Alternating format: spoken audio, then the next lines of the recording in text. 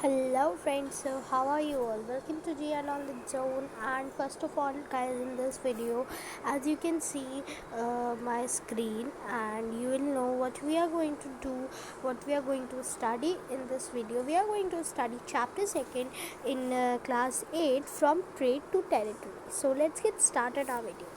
Guys इस video में सबसे पहले तो मैं आपको ये क्लियर कर देना चाहती हूँ, लेंदी चैप्टर है जिसे हम 5 में डिवाइड करेंगे। एंड देखिए, कितने भी पार्ट्स बने, आप पार्ट 3 पार्ट 4 ऐसे करके डाल सकते हैं, लेकिन हमारा हर एक छोटे से छोटा पैराग्राफ जो है वो क्या होना चाहिए, सॉर्ट आउट होना चाहिए। ठीक है, तो हम सबसे पहले पहला पढ़ते हैं। गाइस इजी चैप्टर नहीं है, मैं आपको बता दूं, क्योंकि मैंने पढ़ा हुआ है, ये थोड़ा सा इजी नहीं है। ठीक है, बट या वी कैन ट्राई इट। आप लोग ट्राई करिए, मतलब ट्राई तो भाई पढ़ना तो पड़ेगा ही। तो बेटर होगा कि मन लगा के पढ़िए, सो दैट आपका पूरा चैप्टर जो है कवर हो जाएगा। बट मैं अपना पूरा एफर्ट डालूँगी कि मैं अच्छे से आपको पूरा चैप्टर कवर करा पाऊँ। तो पहला यहाँ पे सबसे पहले अगर हम बात कर लेते हैं इन बिटवीन की। गाइस बड़ी क्लास में आ गए, इन बिटवीन तो भैया चाहिए ही मैम को। ठीक है, तो इन बिटवीन आपको चैप्टर को रट्टा नहीं मारना है, या फिर ऐसा भी नहीं है चैप्टर की रीडिंग मार ली, चैप्टर पढ़ लिया, हाँ हमने चैप्टर पढ़ लिया। नहीं, आपको अच्छे से समझना है। चैप्टर बहुत ईजी है। इसमें बता रहे हैं कि आपके हमारे इंडिया में जब ब्रिटिशर्स आए थे, कौन कौन था जिन्होंने ब्रिटिशर्स को भगाया, और मतलब क्या क्या हुआ। ठीक है, तो चलिए स्टार्ट करते हैं। पहली लाइन देखते हैं, Aurangzeb was the last of the powerful Mughal ruler. This line is very important कि जो लास्ट पावरफुल मुगल रूलर कौन थे, औरंगज़ेब। अब ये कैसे आएगा, who was the last of the powerful Mughal rulers, who, Aurangzeb. ठीक है, तो अब औरंगज़ेब जो थे वो लास्ट पावरफुल मुग़ल रूलर थे। ठीक है, औरंगज़ेब ने ही पूरी टेरिटरी का एक बहुत बड़ा पार्ट जो है अब इंडिया में आता है उसे कंट्रोल किया था। राइट, उनकी औरंगज़ेब की डेथ कब हुई थी, 1707 में हुई थी।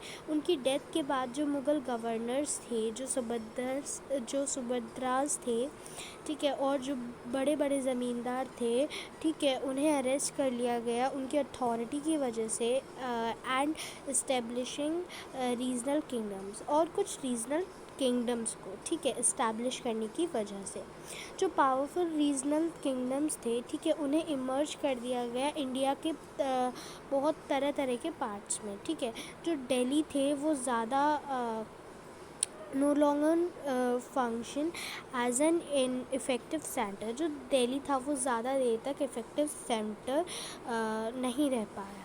लेकिन जब सेकेंड हाफ आपकी 18th सेंचुरी आई तो एक नई पावर बन गई पॉलिटिकल हॉरिज़न को, मतलब जो ब्रिटिश है उन्होंने पॉलिटिकल हॉरिज़न को एक न्यू पावर इमर्ज कर दी गई। ठीक है, क्या आपको पता है जो ब्रिटिश थे वो ओरिजिनली एक बहुत छोटी सी ट्रेडिंग कंपनी बन के आई थी, जिन्होंने धीरे धीरे करके रिलैक्टेंट किया अपनी सारी जो टेरिटरीज़ हैं उन्हें मतलब काबू में किया, उन्हें आप कह सकते हैं छीन आया, उन पे मतलब रिलैक्टेंट किया, मतलब उन पे आप कह सकते हैं कब्ज़ा किया। ठीक है, तो how then did they come to be masters to a vast empire.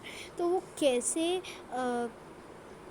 आए masters to a vast empire, मतलब अब से यहाँ से हमारा चैप्टर स्टार्ट होता है। इस चैप्टर में हम देखेंगे जो लोग आए थे, मतलब ठीक है, in this chapter you will see how this came about. ठीक है, ये लोग कैसे आए।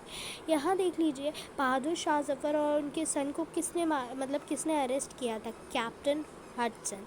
छोटी छोटी चीज़ें हैं, याद करना बहुत ज़रूरी है। औरंगज़ेब जो थे वो औरंगज़ेब के बाद कोई मुग़ल एम्परर जो था वो जो मुग़ल रूलर था, औरंगज़ेब की डेथ के बाद कोई पावरफुल नहीं था। लेकिन हाँ, मुग़ल एम्परर्स जो थे उन्होंने कंटिन्यू रखा अपने सिम्बॉलिकली इम्पॉर्टेंट को। ठीक है, ये फैक्ट है कि जो मैसिव रिबेलियन था ब्रिटिश के अगेंस्ट, मैसिव रिबेलियन मतलब जो एक टाइप से युद्ध था, जो लड़ाई थी, जो विद्रोह कर रहे थे। बहुत बड़ी बड़ी भीड़ जमा हो गई थी ब्रिटिश के विद्रोह करने में, ठीक है। तो ये उनके लीडर कौन थे, उनके नेशनल लीडर कौन थे, बहादुर शाह जफ़र। कब हुआ था, 1857। डेट्स एंड नेम बहुत ज़रूरी है।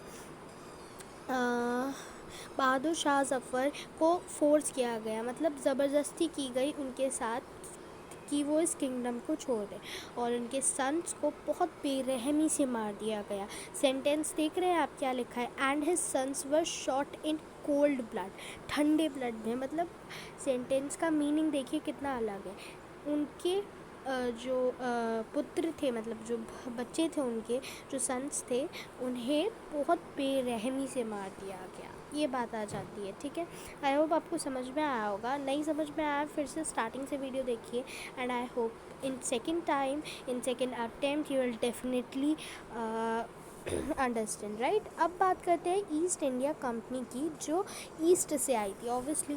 तो अब बात करते हैं 1600 में ये जो कंपनी है वो आई थी। और ईस्ट इंडिया कंपनी जो है वो, देखिए, जो इंग्लैंड को रूल करता था, कौन रूल करता था 1600 में। अब जैसे ये क्वेश्चन बन के आपका आ सकता है कि who was the ruler in 1600, who was the ruler of England in 1600। आपको क्या लिखना है, क्वीन एलिज़ाबेथ। स्पेलिंग ध्यान रखिएगा सही हो, ठीक है।